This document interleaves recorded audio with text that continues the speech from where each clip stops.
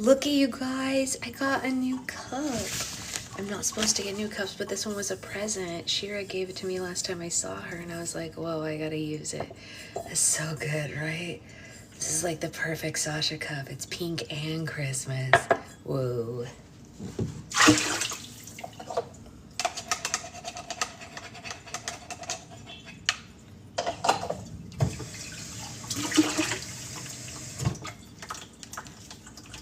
Just coming to say hi, Rebecca. Oh, okay, yeah, definitely, Amanda. Please do. That's not great. I don't love that. I don't love that. Hey, Liz. Hello to all. On your way to Wicked 3D. Why did I not even know there was Wicked 3D? I genuinely did not know that there was that. That's exciting. Very, uh-oh, this is very full. Very, very full. Let's empty this little baby out.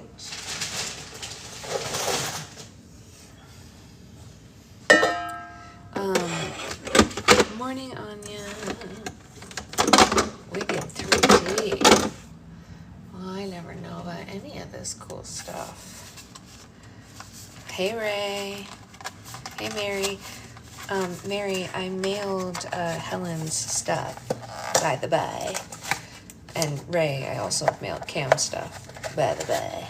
So both of our little winning babies' moms are in the room right now. Which I think is pretty cute. We're gonna try these sample flavors today. Hey, Roxy. Hey, Renee. Sorry, I got distracted because I was like, what am I doing?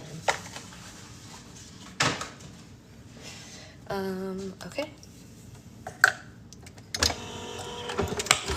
Shoop, shoop, shoop.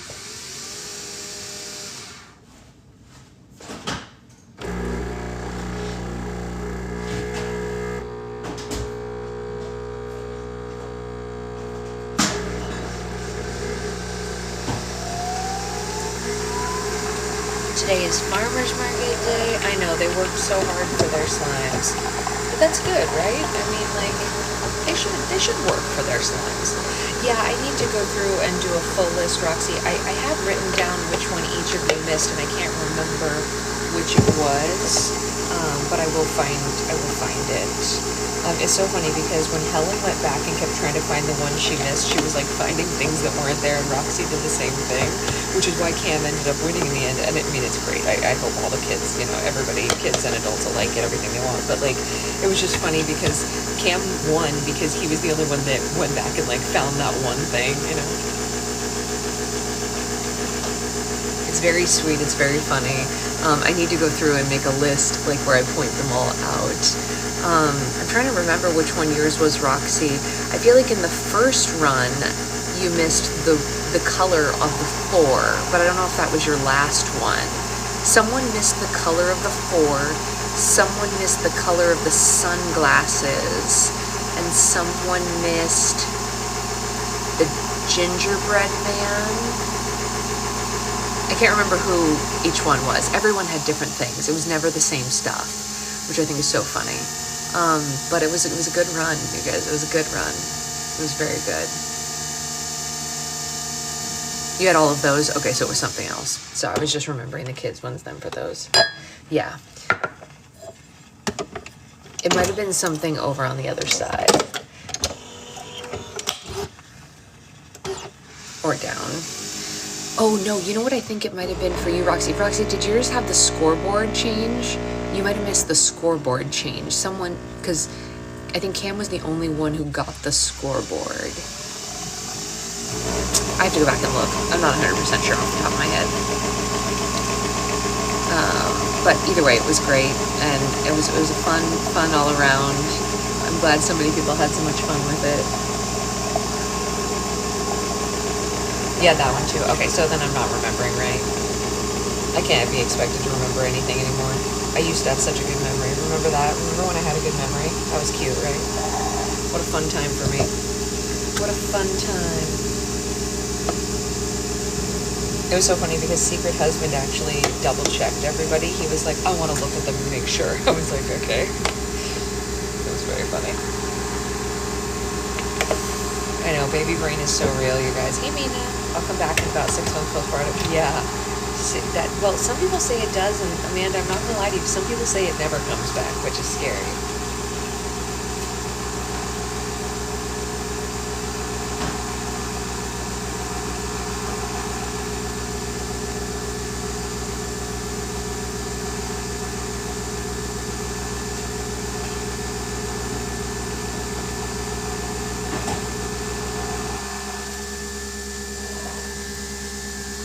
Morning. Hey, Jen. Hey, everybody. Everyone who's just joining, look at my new cup. Oh, yeah, I've been doing that, Amanda. Like, it's really actually quite hard for me to swallow them, but I've been very good about that. So when Shira came and visited me on Wednesday, she brought me this cup, and I love it. I'm really into it. It's very sachet. It's Christmas and it's pink. So expect to see this cup a lot. Yeah, Shira always picks the best cups. She also bought the Marie cup. You guys know the Marie cup, obviously, because I use it every week. Obvi.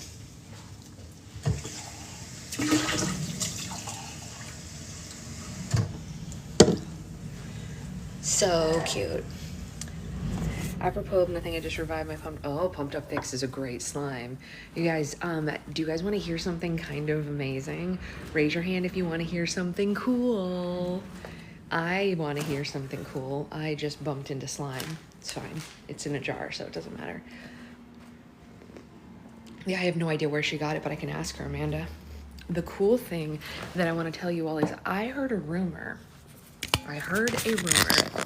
that Mina, the slime hive, who is in the room right now, I heard that she is having a Black Friday style anniversary sale in January. Wait, maybe it's not in January. I don't actually know when her anniversary is. When is your anniversary, Mina?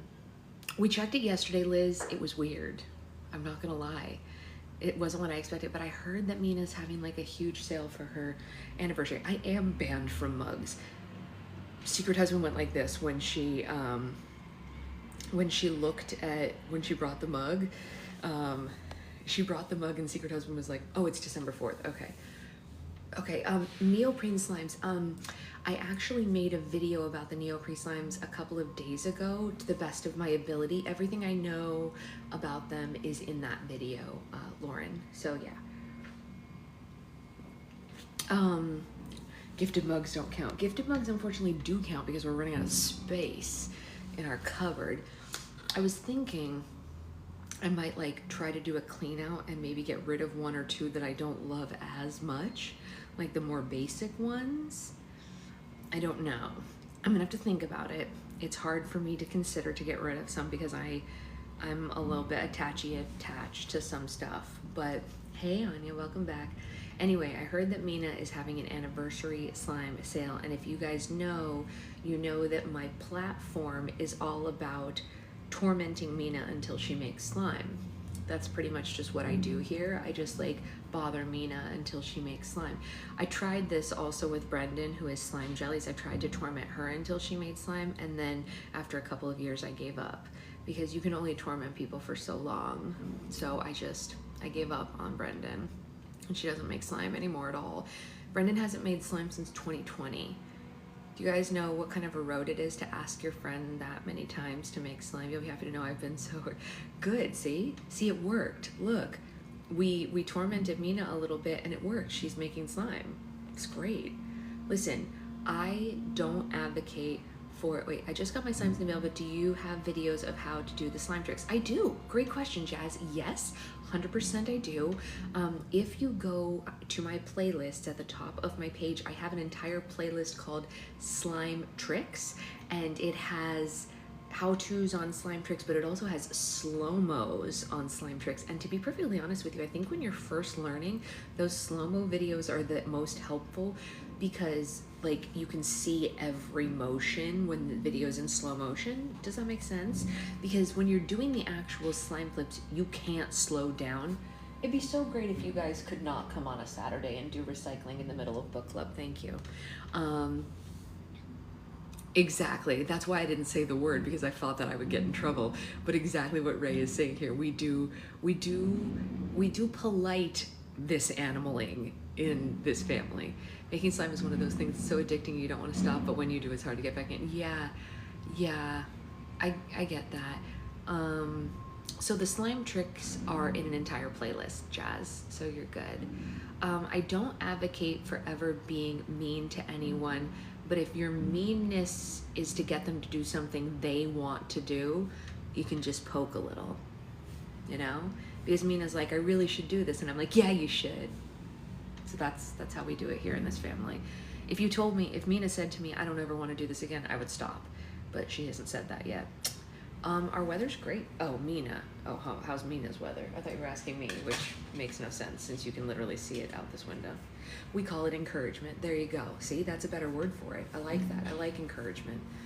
Friendly encouragement. You know what I need and what I want. I have such a bad executor. You can see exactly.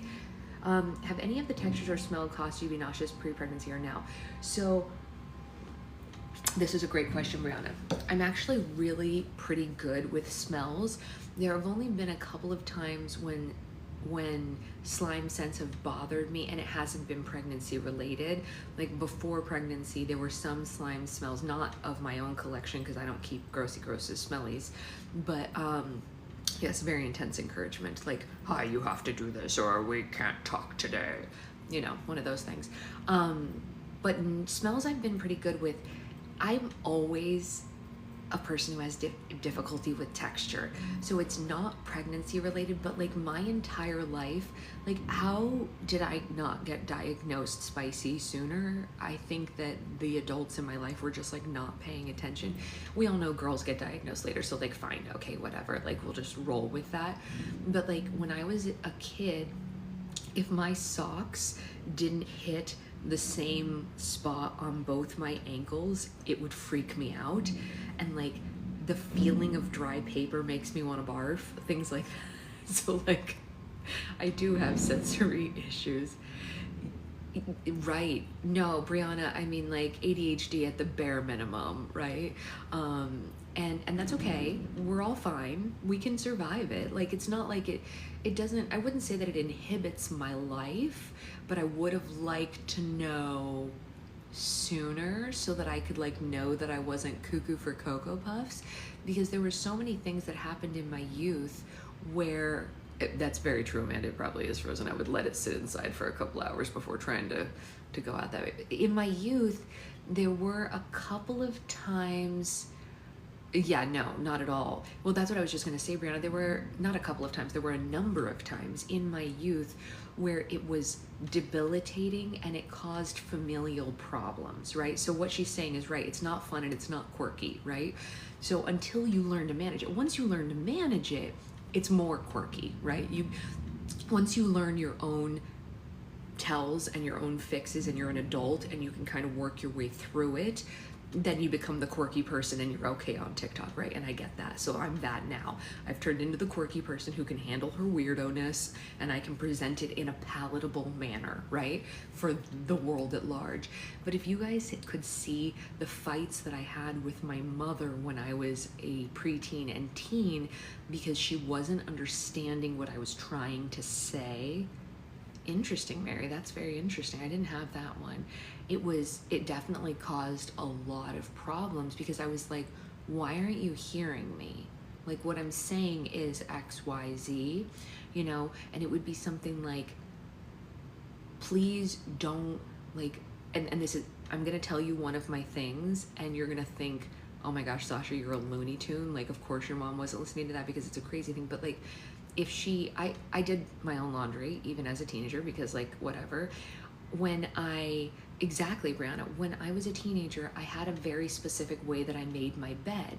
And very rarely she would do the laundry when I wasn't home and then remake my bed, but she would make it in a different way. And when I would get home and see that my bed was made in a different way, I would fly into a full-blown panic attack. You know what I mean? You're a one sock. Oh, I could never wear one sock. No, it's all socks or no socks.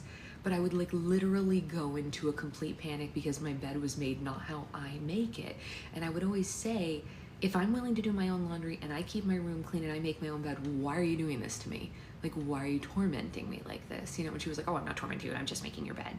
But like, for people who don't have that, they don't understand how it can literally like wreck your whole week.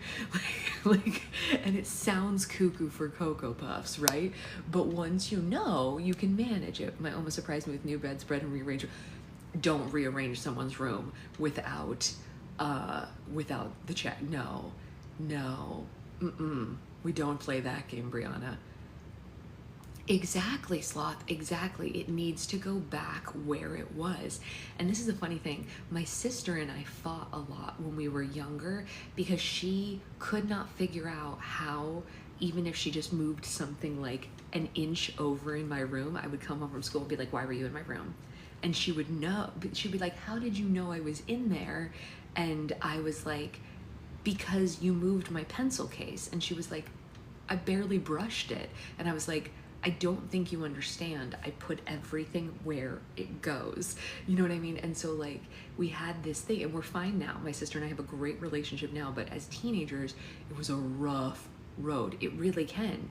It's not just uncomfy. That's exactly right. Garrett hates this about, yeah, it's just one of those things. And so, you know, I think Brianna's exactly right. The world wants it to be seen as this like cute and quirky, like, oh, you're just like, you're unique. And it's like, well, now that I'm an adult and I know how to present it to you palatably, sure, you think I'm unique. That's really fun for you. But I also had full-blown panic attacks on the bedroom floor in my teenage years because someone remade my bed. So like, you know, just a little cuckoo for Cocoa Puffs. It's fine.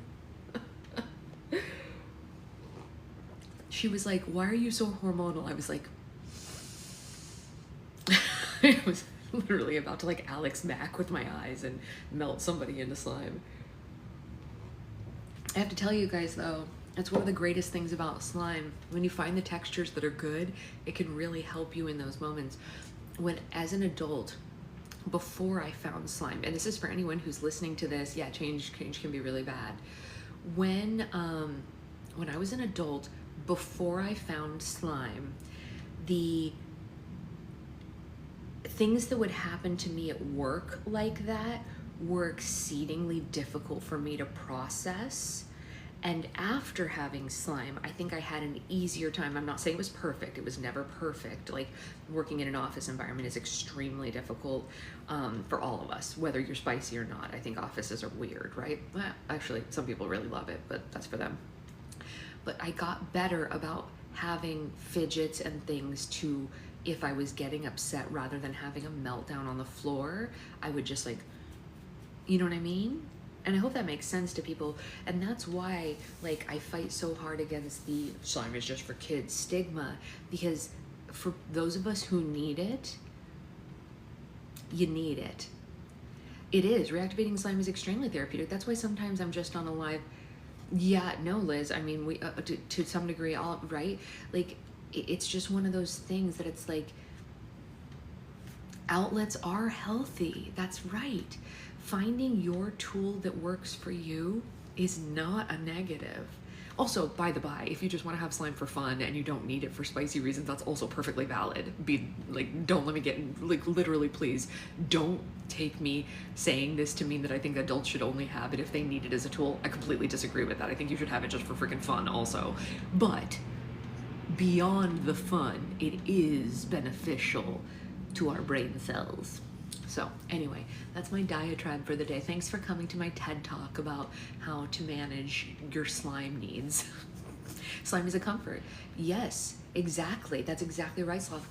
And people noticing exactly what Sloth is saying here about me is exactly why I'm making myself a labor slime. Like, everyone's like, oh, are you gonna start selling labor slimes? I was like, no. This isn't a marketing tactic. I'm literally telling you, I'm gonna make myself a personalized labor slime to make me feel better while I'm in labor. I was like, I'm not trying to market to anybody. I'm telling you what I need for my own self. It was really funny when someone said, oh, you're gonna start selling labor slimes? I was like, no, I'm making myself a personalized labor slime. Just like I made myself a personalized writing slime. I didn't start selling slimes and calling them writing slimes. It's just what it is for me. When I write, it's really nice for me to have a butter slime in a scent that energizes my brain. It worked. I wrote a whole book in 1 month on a slime.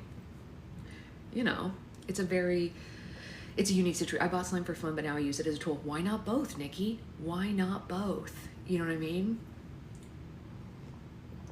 Yeah. Anyway, so now let's read, and then I'm gonna go to the farmer's market because I need tomatoes. I literally use 1 dedicated mermaid straws to reactivate some. That's hilarious. You just like dip it in. That's interesting. So you could peep boop. Now if we could somehow be able to type and slime at the same time. Yes, so Amanda, I actually have kind of like a way that I do that. I should make a video so you guys can see how I do it, because it might be useful to some people who work at desks often. So I have a really well activated butter slime so it doesn't get drippy and it doesn't get messy. And if my keyboard is here, that makes sense, Liz. I totally get that. I used to be the same way. Obviously keyboards aren't this small, but I need to be able to show you the screen. So let's pretend that this is my keyboard and I'm like, I have a little space off to the side, kind of like your mouse. So if the mouse is over here, I have a space off to the side where there's slime. And when I'm using the mouse, I squish the slime. Or if there's something that I'm like editing or whatever, I use one hand to do the like little edits and I use the slime over here. And then I can also do one-handed play. And then when I'm brainstorming or when I'm reading through something that I've written and going back to it, I have it like this and I'll be like reading. I can use one hand reading. And then I do put it down for a second. And then, yeah, exactly. Putty textures are great for it. I do not like the thinner watery slimes. I get that people like water slime. I get that people like jiggly slime, but to answer Brianna's earlier question, those are the kinds of slimes that make me feel barfy. Like, not great. Excuse me. We're fine. Everything's fine. Nothing is broken. Mostly my brain. Well, hello, Miss Cat. All right, let's get into reading so that we can get tomatoes at the farmer's market, because I can't live without them, because my child and I are both Italian. I don't blame her, Amanda. I don't blame her. Tell her I'm the same way. All right, we are on chapter 15 today, and this is apparently a little longer chapter. We've been reading like 2 a day because they were shorter, but this one is like a full-length chapter, so tuck in, friends, because we got some laughs coming our way. Are we ready? I have to get my narrator voice on. 'Twas the minute before the date, and all through the house not a word was said, not a mention of her blouse. An eerie calm settled in as she sat, ready and waiting for the man next door. She never planned on fake dating. It was one night, that would be it, not a promise for more. So why did butterflies stir at the knock of the door? It's a good question, narrator. Why did they? And this chapter is, well, at least this section of the chapter is from Cole's perspective. I adjusted my jacket, nerves shooting through me as I was waiting for someone to answer the door. It took me about a half an hour to figure out what to wear, not because I was nervous, but because I had Max chirping in my ear, attempting to be my stylist for the night, making me change over and over until he thought I was wearing something presentable enough, which happened to be the first effing outfit that I tried on, by the way. And then he went into overdrive about my hair. My deodorant, if the scent clashed with my cologne. By the way, it doesn't. Before I left, he gave me a pep talk and told me not to fall in love and to remember the mission and to look like a charming mother effer while walking Story around town. He topped off the pep talk by draping my sash over me and then sending me on my way with a smack to my butt and telling me to take one for the team. His job while I'm gone? Practice making fruitcake. Why do I have a feeling that I'm pulling more weight in this competition than him? And sure, this is my fault. I put myself into this mess. I didn't think that Story would agree to a date. I was going to tease her, and I was going to let her off the hook, and then gain sympathy from Tanya, but not put myself in a situation like the one that I'm in now. Unfortunately for me, Story was too quick on her feet, challenging me to eat my own words. In all honesty, I would rather be tucked up inside my familiar house with warm cider. Not only am I preparing for this competition, but the days on the farm are longer now because of the season. I'm still keeping with all the reindeer shows, the feedings, the stall cleanings, but my muscles are tired, and I've had to smile far too much while wearing this ridiculous sash. My face isn't used to smiling. My personality isn't used to being so cheery, and my mindset, isn't used to having to fake date someone to get ahead in a competition. Well, the door opens and Story answers, and wow, honestly, she looks beautiful despite the lack of a smile on her face when she meets my eyes. She's wearing a winter hat, but her long red hair is curled underneath it and flowing around her shoulders. She's dressed in a pair of jeans, long brown boots, and a jacket that doesn't seem like it's going to be warm enough for her, but thankfully for her, because honestly I could care less, there will be heaters up and down all the streets of Kringle for the night. "Shit," she says in greeting. "Tehran, I really need my sash." Nice to see you too," I say, sticking my hands into my pockets. Tehran walks up behind her and hands Story her sash before glancing back at me and then to Story. "All right, don't you two kill each other, and please remember what we talked about." "I know, okay," Story says in an annoyed tone. "You remember what we talked about." And she gestures to the lights. "Lights, Tehran, more lights." I don't mean to chuckle, but I can't help it because, yeah, honestly, they do need more lights, like way more lights. "I'm glad you find my torture funny," Story says as she steps outside of the house. She's about to shut the door when Cindy calls out, "Oh, Story, are you leaving?" I see the annoyance drain from her face as her aunt approaches. "Yeah, I am," Story says in a loving tone. "Do you need anything?" Cindy steps up to the entryway and looks past Story to me. The smallest smile tugs on the corner of her lips. "Oh, Cole, you look very handsome." Well, that's Cindy for you. Despite all the animosity brewing between our two houses, she can still find a way to bridge the gap and be kind, like she always is. "Hey, thank you, Cindy." And then she looks Story up and down. "Did you pay my niece a nice compliment?" I feel my nostrils flare before I glance over at Story. You look nice." It's painful to say, even though I do believe it. It's the last thing I want to do, make Story think that I have any sort of favorable feelings towards her. But Cindy elbows Story in the side. "Are you going to say anything?" Story looks my way. Your jeans look clean." "Story," Cindy chastises. "What? They are. They look clean." Story points to my jeans. "That's a nice thing to say." "All right, let's just get this over with," I say as I step aside, making room for her to join me.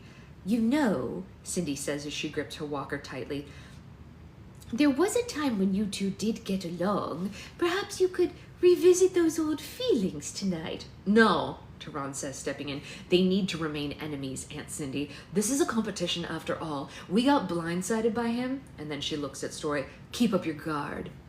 "Yeah, no problem there," Story says. Cindy sighs but doesn't say anything else, so I head down the barely lit porch, Story joining me. "Have a good night, Cindy," I call out. "Yes, you too, Cole. And if anything, at least try to be kind to my niece." "Sure," I say, even though I don't really mean it. And when they shut the door, Story and I head down the sidewalk toward the town, silence falling between the two of us, not surprised. What do we really have to say to one another? Nothing of substance, nothing that would create an opening for a long and deep conversation, nothing that wouldn't get us to start yapping at each other again. Pushing the competition to the side for a moment, I'm sad that we've lost our way with each other, that we shared that one night 10 years ago when I was hurt and she was hurt, and we couldn't quite see past our own individual heartaches to glimpse at each other. We did used to be friends. She was my once-a-year breath of fresh air who flew into Kringle with sunshine and vigor, and yeah, she'd complain about the cold. That was par for the course. I kind of liked it. She brought brightness and hope to my quiet soul. Friendship I loved, and yet here we are, enemies. But right now, I honestly can't imagine anything different. So, we continue to stay silent as we move down the sidewalk straight to Krampus Court, where the first door we walk by is Frank and Sense on the right. "So, what's the plan?" Story finally says, "because I don't want to be wandering the street with no plan in mind. We need people to see us, and then we can go home." "Wow, so romantic," I say, causing her to look up at me. "You're the one who got us into this mess, so you're the one who needs to come up with a plan." "You didn't have to say yes to the date." "Fake date," she says, "and I didn't have a choice. I wasn't about to look like the a-hole who's turning down the town's golden boy." "Aww," I press my hand to my chest. "You think of me as the town's golden boy?" "Please, for the love of God, do not test my patience tonight, Cole. I already cannot feel my legs from the cold." I glance down at her jeans and then back up at her. "I'm surprised you didn't wear a snowsuit. It would have added an extra layer of defense for me." "Defense?" she asks with an eyebrow raised. "Are you planning on disrobing me?" Jesus, what? No, I say. I didn't mean it like that. I just mean, like, from being close to me, you know, like, but, you know what, honestly, never mind. And we walk past the hardware store and right to the place where I want to be. Prancer's Libations. A bar? Really? That's where you're taking me? Do you really need to be drunk for this?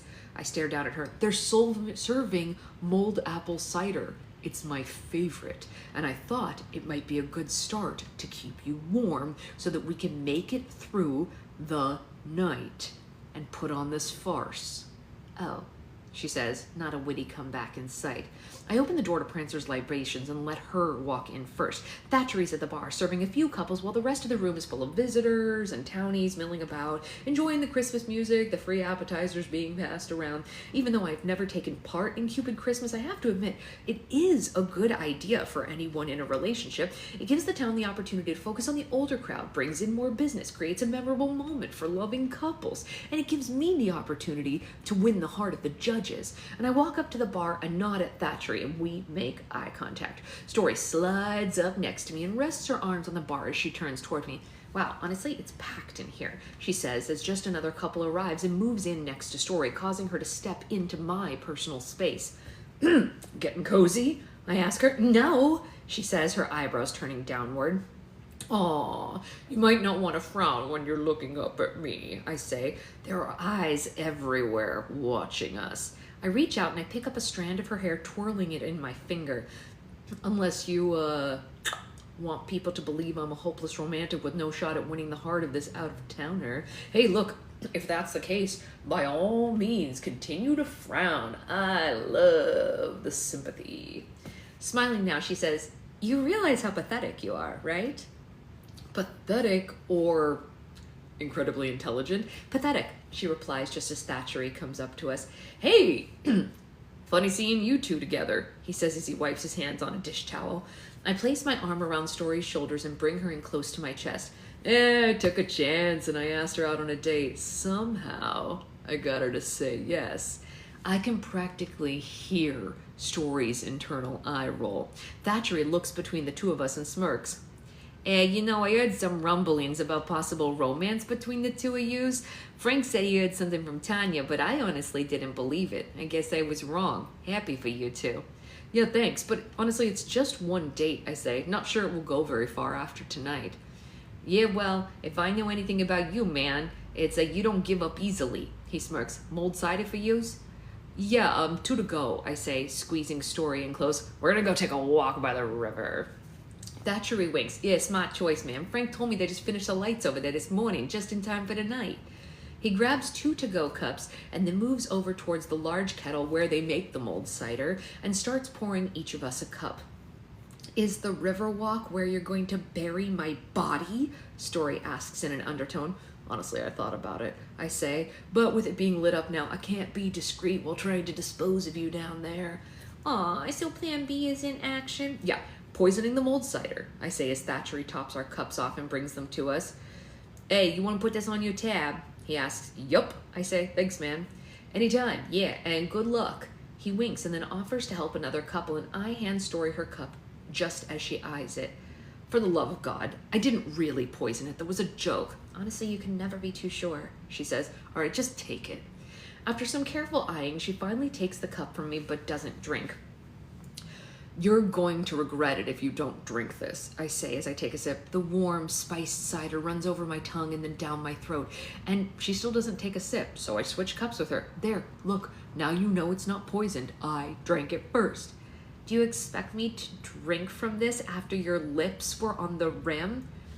Do you really think I'm that disgusting? I ask, and when she doesn't answer, I roll my eyes, set both cups on the bar, switch the lids, and then hand her the unpoisoned cup. There. Are you happy now? I don't know. We'll see. If I keel over, Tehran knows that it's you. She lifted the cup to her lips and then blew on it and took a sip. I watch as her eyes light up before she glances down at her drink. Good, right? You can't even lie. I can see it all over your face.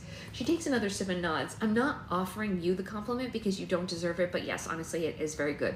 I'm glad I could start our date off with a bang. Her expression falls flat. Fake date. Kind of salty for someone who's feeling the Christmas spirit, don't you think? I'd rather, I don't know, you're rather lively for someone who should be acting like the Grinch overlooking Whoville, don't you think? Yeah, well, maybe your presence has made my heart grow 2 sizes too big, I say with a smirk. Or maybe your ego is motivating you to act like a charming a-hole. We might never know, I say as I head towards the door of the bar. And when I glance over my shoulder, I say, are you coming?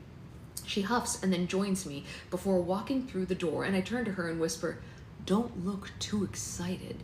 We don't want people to think you're actually having fun with me. I'm not, she deadpans. That's because we haven't gotten to the good part yet. The next section is from Story's perspective. Story. Okay, a few things here. Cole Black is handsome. Let's just get that out in the open, okay? He's a handsome man, and there's no debating that. There's no denying it. And if you put his face on some sort of facial recognition device that tells you whether he's an attractive human or not, he would get an exceedingly high score, okay? Secondly, he smells nice. Also, it, of course, pains me to say such nice things about him, but it is true. A stranger would sniff him and be pleased with the scent. That's just how he presented himself tonight, unfortunately for me. Third, he is a cocky a-hole. Now, this was not what I was expecting. He walks around town like the nice guy who everyone loves and can't get enough of because he's the hometown boy who never left and instead is hanging lights for old ladies. But this side of Cole, the competitive side, will do anything. And honestly, I do mean anything, including tossing his arm over my shoulders and walking the streets of the town to secure his win, okay? And it seems he doesn't even think twice about it either. He's comfortable with it, in his element, while I'm over here fumbling, trying to maintain a smile while we pass people in town, offering them a Merry Christmas and simultaneously trying to drink this cider. It's a lot for a girl who came to Crinkle to just help take care of her great aunt. I didn't sign up for this, and yet here I am, in the throes of fake passion with a man that I can barely stand, in a town that likes to watch every little move that you make. Hey, Merry Christmas, Cole says to a couple sitting on the bench. Merry Christmas, they call back. Season's greetings, I say. That sounds stiff to me, he says as we make our way to Ornament Park. When you say Merry Christmas, it sounds like you have marbles in your mouth when you try to get the words out, I reply to him. Really? Huh. And here I thought I was getting better at it. He shifts, but keeps his arm firmly attached to my shoulders. You know, you don't have to continue to hold on to me like this. I'm not running away. Well, honestly, it is all for show, but if you'd rather I hold your hand, that works too. No, I say. All right, then a draped arm it is. How can you be so casual about this? I ask. Aren't you uncomfortable right now? Well, yeah, fake dating Satan's mistress has caused me some distress, but I'm able to block out the anxiety and focus on what's really important, convincing the town that I'm the one that should earn the Christmas Kringle this season. He says in a low tone. And from the standings in points, it looks like I am headed in that direction. Oh my God, you are ahead by 2 points. Big deal. That's 2 more points than you, he says. God, you are so irritating. I try to shrug him off, but it doesn't work as we head over to the bridge that's lit up by like 1,000 twinkling lights. And those lights lead to an archway that has been erected over the Riverwalk. And if we were a real couple, I would honestly think that this was the cutest, most romantic walk ever, with the Christmas music in the background and the snow on the ground and the mountainside and the creaking of the water in the river of the half-frozen ice. But since I'm with Cole, I find it mundane, lifeless, a boring attempt to try to gain stardom in this town. You know you started all of this, right? Like, if you didn't use your aunt as a pawn or try to sabotage me with the lights, we literally wouldn't be here right now. But you had to take it to the next level. I'm just matching your energy. By pretending to have a crush on me? Oh, wait, I smile. I mean, resurrecting a crush from years ago? He scoffs. You can't believe everything that Max says. Probably not, but I do believe this. I look up at him as we cross the bridge. The lights from high above highlight his sharp jawline that's barely hidden under the guise of a beard. Thinking back to when you were young, you did always tug along to the mercantile with me. You just so happened to be outside when I was outside. So I kind of do believe his crush theory. The question is, why didn't you ever do anything about it? Because I caught one whiff of you and I said, nope, can't suffer that stench. He quickly replies, oh, hence why you're hanging all over me tonight? I reply sarcastically. You know, I'm glad you brought that up, because it has been a gallant effort on my part. Are you even serious right now? Yeah, he says as we make our way under the glowing tunnel arch above us. With you, no. And why is that? I ask. Not worth my time, he says. Ouch, I think. I know I shouldn't feel a sting, but for some reason I do. Being told you're not worth someone's time is honestly never what you want to hear, because why? Why am I not worth his time? Because of how I look, how I act, who I am in general? Too many questions, too many thoughts? Aren't you pleasant? I finally say. Yeah, I try to be, he answers, and then he stops, pausing under the archway. What are you doing?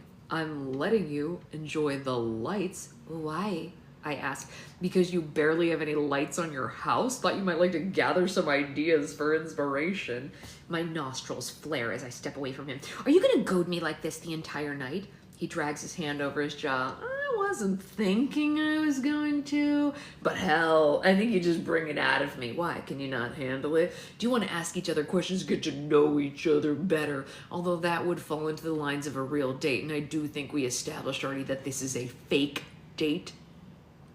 This is very fake. Everything about this is fake. Trust me when I say that never in a million years would going out with you be real. Wow, he says while taking a sip from his drink. Can't hear that enough. Don't even act like it hurt you. You've been throwing punches all night. I don't agree. Merry Christmas! The booming voice of Bob Krampus starts off, startling both of us. Merry Christmas, I say, turning to Bob and Sylvia, who are walking hand in hand in their Mr. and Mrs. Claus outfits towards us. Hey, Merry Christmas, Santa, Cole says as he takes a step closer to me. What are you two doing walking down Lover's Lane? Sylvia asks as she holds onto Bob's arm. Lover's Lane? I question. That's what they call it on Cupid Christmas night, Cole says, and then turns to Bob and Sylvia. Well, you know, I sorta asked Story out and she sorta said yes. Cole reaches down and takes my hand in his. The grip of his palm over mine, the feeling of his calloused hands against my skin, it's, you know what, it's annoyingly comforting. And it feels kind of right. It feels like I should always be holding his hand, and yet I need to block that out of my mind. This is not a feeling that I want to explore. So I wanted to take her out for a nice evening, starting with cider from Prancer's, a walk along Lover's Lane, followed by a stroll through the stalls, hoping to grab a brat. Bob pats his stomach. I got a brat myself. Quite delicious tonight. Oh, Santa, you're missing the point. They're dating, Sylvia says with stars in her eyes. Nope, not dating. Just on a date. I clarify, not wanting any more. Oh, sorry, that's Story. No, just on a date, I clarify, not wanting any more rumors to spread. Just seeing how things are. Cole smirks down at me in that moment. She's still trying to figure out her feelings, whereas I know exactly what I want. And then, to my utter surprise, he lifts our connected hands and places a kiss on my knuckles. The warm, soft press of his lips sends a chill right up my arm. Well, hopefully she can figure them out fast for the sake of your heart, Bob says, and then offers me a wink. You have a good night, you two. Thank you, Cole says. Yeah, thanks, I say as they trail away. And when they're out of earshot, I say, what the hell was that, Cole? Now they're gonna think that I'm some sort of heartbreaking wench. Who cares what they think? It's not like you live here and need to save face or something. I still visit once a decade, he mutters, and then continues to walk down the lit-up archway. Why do you sound so bitter about that? I don't sound bitter, he says. He turns and walks backwards while he continues to talk. Just surprised that you actually came back. My great aunt needed help, so of course I came back. You know she was sad, right? Martha told me it was one of the reasons she started entering the Crinkle competition to begin with, because she wanted to feel the Christmas spirit again, and it had a lot to do with you and Tehran not coming back to visit her. In that moment, guilt consumes me as I think about Aunt Cindy celebrating Christmas on her own. And then again, Cole could just be saying that to get under my skin, but he is right. We did all stop visiting. Tehran was busy with school and internships. Mom and Dad had their timeshare that they visited during the holiday season, and well, after what happened last time I was here, I didn't really want to come back, and now I see how wrong that was. Did she actually say that to you, or are you fishing for something to upset me? Look, as much as we don't get along, I wouldn't invent something like that just to upset you. I hope you'd know at least that. I shrug. Honestly, I wouldn't be able to tell at this point. You're different, Cole, and not in a good way. Yeah, well, you're different too, he says, and then continues to the bridge that leads back towards Ornament Park. Cole. There they are! Tanya coos from where she's seated with both Martha and May in Ornament Park as one of the many benches scattered across the AstroTurf. Oh, they look so adorable together, don't they, ladies? They do indeed, Martha says. I approve this coupling. I don't think they're looking for your approval, May says, but I do second the opinion. Thank you, Story says, surprising me as she cuddles into my chest. Given the cold exterior I faced just a few moments ago, this compliment is a 180. Going with the farce, I throw my arm around her again and say, yep, we are pretty happy over here. I can see it just all over your face, Martha says. Oh, it's our little Cole finally finding someone. You better not break his heart, Missy. We are very protective of Cole, especially since he lost his parents. Fuck, I should have known someone was going to let the cat out of the bag. And from that announcement, I feel Story stiffen next to me. I can see this going south for me very quickly, so to avoid any questions from Story or revelations from the hens sitting in front of us, I take Story's hand in mine and say, well, we are starving, so we're going to hit up the stalls. Oh, how fun! I heard the gingerbread cart is there too, Tanya says. That would make a fine dessert. Unless they have something else planned for dessert, Martha says with a wink. I muster up a laugh and wish them a good night, and Story does the same, and we take off towards the stalls. There was an empty field behind Chadwick's candy shop, Poinsettia Pizza, and the Mercantile that was supposed to be turned into extra parking. But a few years ago, the town assessed that our parking arrangements realized we didn't need a lot more barren lots. So instead, we paved the space and added the candy cane swings that swirl 20 feet in the air, along with vendor stalls. The only foods that are allowed are brats and gingerbread, so sales really aren't taken from the main strip of restaurants. Other than that, the stars are full of crafts and handmade food items like jam. What the heck was that back there? Story says as I release her hand and head toward the passage between the stalls, passing the Caroling Cafe and Poinsettia Pizza. I don't know. A couple of old ladies gossiping, I say. No. What they said about your parents. Oh, nothing, I say. She tugs on my arm, stopping me in place. Cole, seriously, you lost your parents? Aunt Cindy did mention this the other day, but I guess I don't know. I guess in all the Kringle chaos, I forgot to ask you about it. When did this happen? I push my hand through my hair. Listen, we're not talking about this. But no, buts. I add, my voice growing terse. We're not friends, so don't try to act like we are by asking about my parents. I glance around. Let's just get this night over with. Story. Well, if there's one way to shut Cole down, it's to ask about his parents. So far, he's been silent. No longer the cocky instigator that he was under the archway or in Ornament Park. His taunting is long gone, and it's as if he's almost curled in on himself and forgotten what he's supposed to be doing, like acting we're on a charming date for the whole town. Are you good with one brat? He asks. I can get my own dinner, I say. He turns to me. Do you want a brat or not? Sensing the tone, I just say, oh, yes, please. He turns back around and orders us 2 brats and a water for each of us. Once he pays, he pulls me off to the side where we're supposed to wait. No longer does he hold my hand or drape his arm over my shoulder. Instead, he sticks his hands in his pockets and keeps a safe distance from me as he stares down at the ground. I don't know how to handle this, how to go about dealing with a closed-off Cole. The grump I can handle. I can tolerate the instigator. But this morose, shut-down Cole, this is like a whole nother level. I'm not sure how to get the rest of this night done because technically this is all for show, and right now we're not showing anything. We just look like 2 people who barely know each other, so might as well offer to just end this. If you want, I say, breaking the silence between us, once the brats come in, we can go our separate ways. Shoulders scrunched and heads turned down, he finds my eyes. Not happening, he replies. Not happening? So we're just gonna suffer the rest of the night in silence? At least before it wasn't awkward. We were just like fighting and holding hands. You like holding my hand, did you? He asks, that sarcastic energy coming back in full force now. Gone is the man whose shoulders slumped. The cocky man from earlier has returned. It's like I snapped my fingers and he just returned. Talk about whiplash.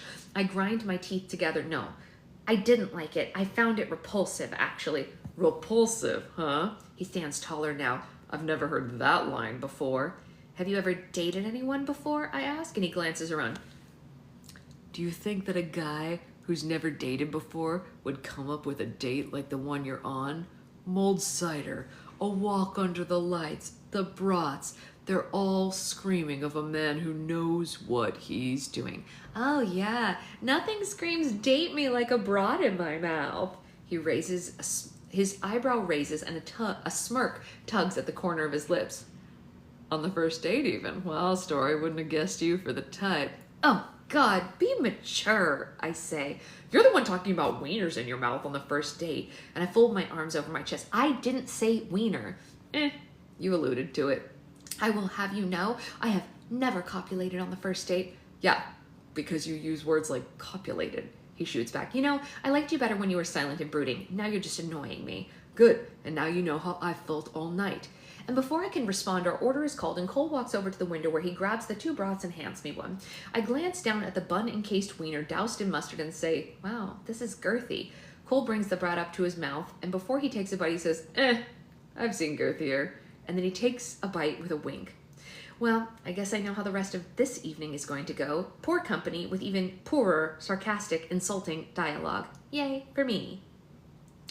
I can pay for my own gingerbread, I say to Cole, who takes out his wallet and pays for the gingerbread cookies that I plan on bringing home for myself, despite telling Cole that they're for Aunt Cindy and Tehran.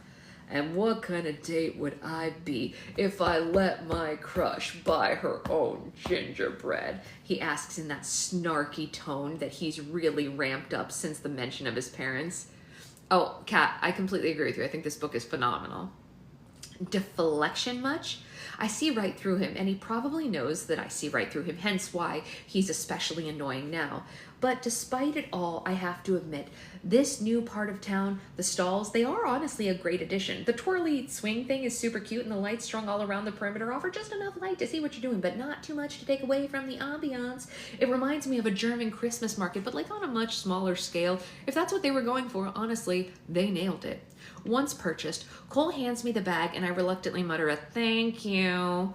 Hey, anything for my girl, he says as he drapes an arm over me again. Yep, we're back to this. He had his arm around me for the entire stroll through the stalls, playfully showing me different handmade crafts, ornaments, and even a stall full of jam that apparently has a rivalry with Atlas's mom for some reason. I almost bought a jar out of spite, but I held off.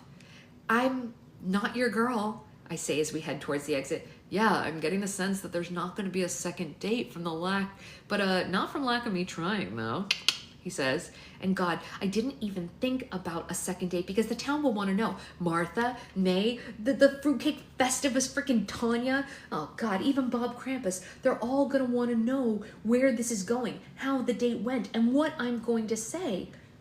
I know what Cole will say. That it was the best night of his life and how he wishes I would say yes to another date. And then he'll say something along the lines of how I'm just not into him like he's into me. Meh. Garner sympathy. Oh, there will be a second date, I say. Oh yeah? He says, sounding intrigued. And here I thought I wasn't winning you over. Tell me a little bit about this second date. It will be one that we come up with on our own, not so out in public, so we don't actually even have to go on it. Sounds romantic, he says, but we'll talk about it. We'll get our story straight. That way the town thinks we're still seeing each other without people actually having to see us together. Wow, I never knew dating you would feel so much like getting ghosted. We stop under the archway and I turn towards him. Please, Cole, as if you actually want to go through with another evening like this.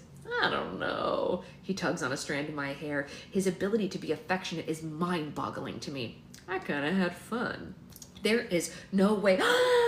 Look at them! A voice coos from the side. Christ, are the women of this town just following us around? Plastering on a smile, I look to the side where there's Martha and May watching us, their hands clasped together in front of them, looking like they are watching their very own Love Mark movie come to life right in front of their eyes. If only they knew the truth. This man would never be a hero in one of the movies that I edit. You're still out and about, Cole asks in an annoyingly charming voice. Isn't it past your bedtime, ladies? They both chuckle and they wave at him. Oh, we were just hoping to catch you two one more time, and it looks like we caught got you in just the right place, May says, pointing to something right above us.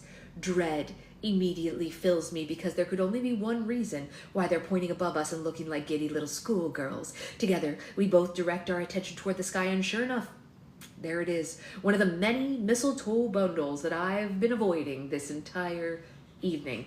Unfortunately, this one went undetected. Wow, Martha says, are you going to kiss? It's tradition after all. I don't think, no.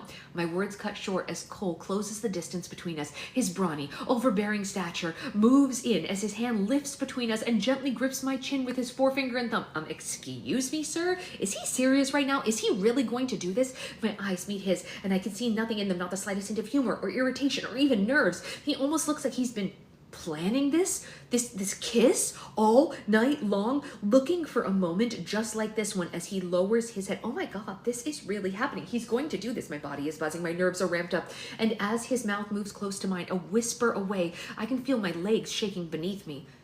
Tell me no. He whispers only for me to hear. Tell him no. I mean, honestly, I should tell him no. I should push him away. I should throw in the towel and throw it all over this entire farce. But I don't say anything.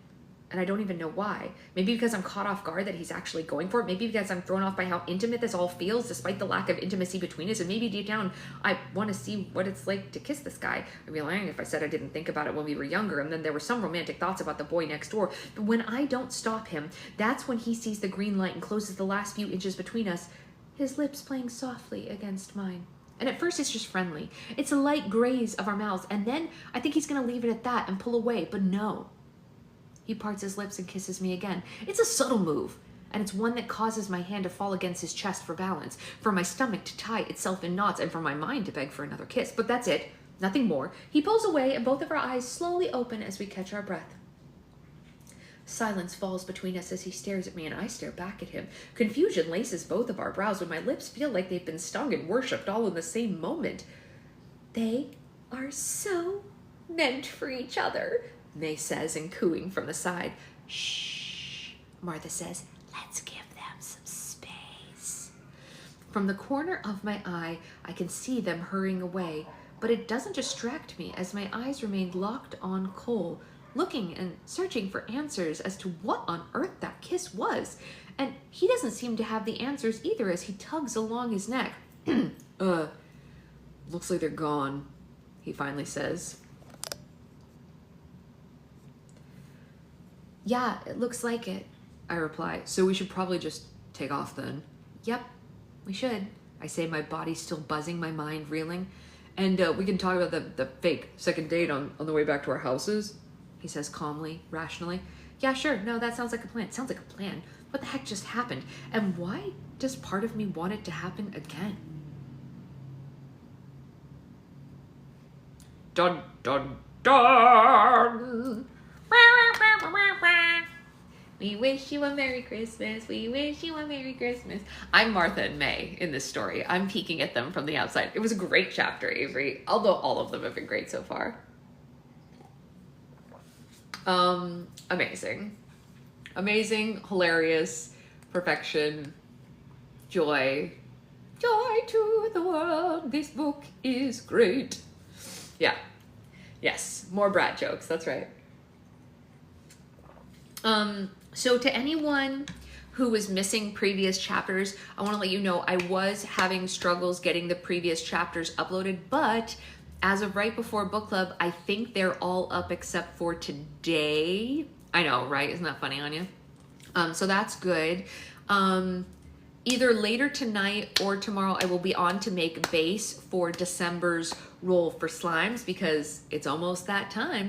I'm still filling orders, so don't worry. If you're on Patreon and I haven't gotten back to your comment about the Black Friday deals, check back on those comments because I did comment on a lot of them yesterday with questions and things like that. Like, Kat, I had a question for yours. I know you wanted mostly thick and glossies, but I don't have enough thick and glossy. Oh, that's okay. Yeah, you can read or I'll upload it for you, Ray.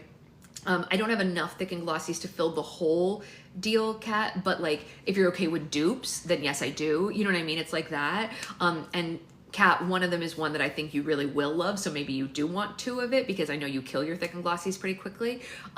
So I just posted questions to a lot of people to make sure that I'm giving them exactly what they want, and that's kind of the whole thing for right now. Mailing a lot more orders today, more will go out on Monday, of course, and then, you know, by next week we'll be in December, and we'll be doing all the December roll for slimes, just banging them out, you know? So that's what we're doing. So I hope you all have a great rest of your day. I'm gonna go to the farmer's market. I think possibly, yeah, I think we might be making slime later. Might be making base on live later today. So I will, it's not a DM, it's just a comment, Kat. So it's not a DM. I just commented back to your comment with a question. But you can DM me, Kat, and we can discuss further detail to make sure that everybody's getting what they need. And if you are on Patreon and you have not signed up for your Roll for Slime date for December, please do pick a date, because all the December dates are up. We have Grinch Day, we have Wicked Day, we have Hanukkah Day, we have regular ones, we have After Dark. They're all up. All the dates are listed, so you can choose your dates now. You can also, if you just love to watch them, you can just note the dates so that you can watch, obviously. And I will be putting up agendas and stuff, and that's it. So I will see you all later. Thanks for hanging with us. Bye, guys.